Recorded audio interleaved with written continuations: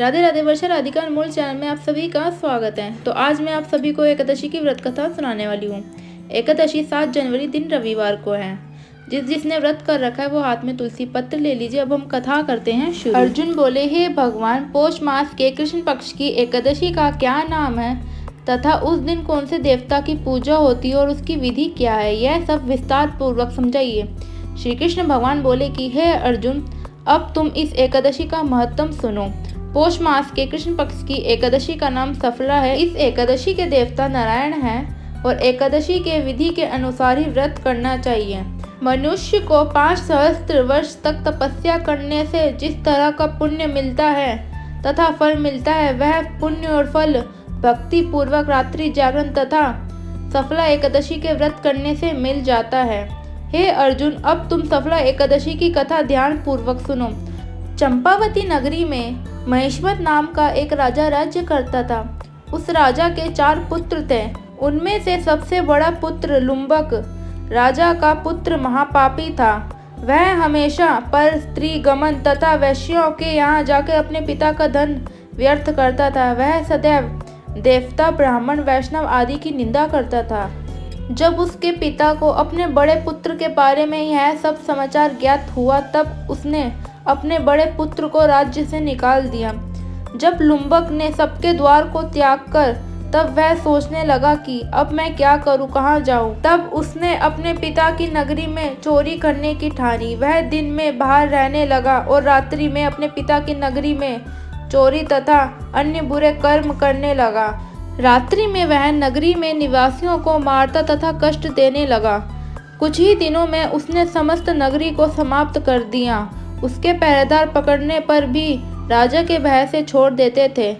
जिस वन में वह रहता था वह भगवान को बहुत प्रिय था।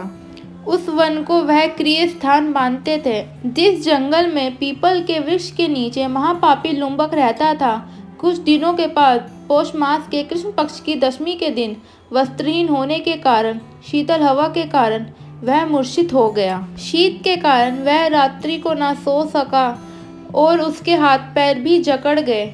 उस दिन उसकी रात्रि बड़ी कठिनाई से बीती और सूर्य नारायण के उदय होने पर भी उसकी मूर्छा ना टूटी। सफला एकादशी के मध्य तक वह दुराचारी मूर्छित ही पड़ा रहा। जब सूर्य की गर्मी से उसे कुछ गर्मी मिली तब उसको होश आया और अपने स्थान से उठता गिरता पड़ता वन में भोजन की खोज को चले गया। उस दिन वह जीवों को मारने में असमर्थ था, इसलिए वह जमीन पर गिरे हुए पुष्पों को पीपल के नीचे लेकर आया। तब तक सूर्य भी अस्त हो चुका था। उसने उन फूलों को पीपल की जड़ के पास रख दिया और कहने लगा, हे भगवान, इन फूलों से आप तृप्त होवे। ऐसा कहकर वह रोने लगा। रात्रि को उसे नींद नहीं आई। उस महापापी के व्रत तथा रात्रि जागरण से भगवान अत्यंत प्रसन्न हुए और उसके समस्त पाप नष्ट हो गए। प्रातःकाल होते ही एक दिव्य रथ आया। दिव्य रथ अनेक सुंदर वस्तुओं से सज्जित होकर उसके सामने खड़ा हुआ। उस समय आकाशवाणी हुई कि हे राजपुत्र, इस एकादशी के प्रभाव के कारण तुम्हारे समस्त पाप नष्ट हो गए हैं। अब तुम अपने पिता के पास जाकर राज्य प्राप्त करो। लुम्बक ने जब ऐसी आकाशवाणी सुनी तो वह अत्यंत प्रसन्न हुआ और बोला कि हे भगवान, आपकी जय हो। ऐसा कहकर सुंदर वस्त्रों से सज्जित होकर वह अपने पिता के पास गया। उसने संपूर्ण कथा कही और सुनाई।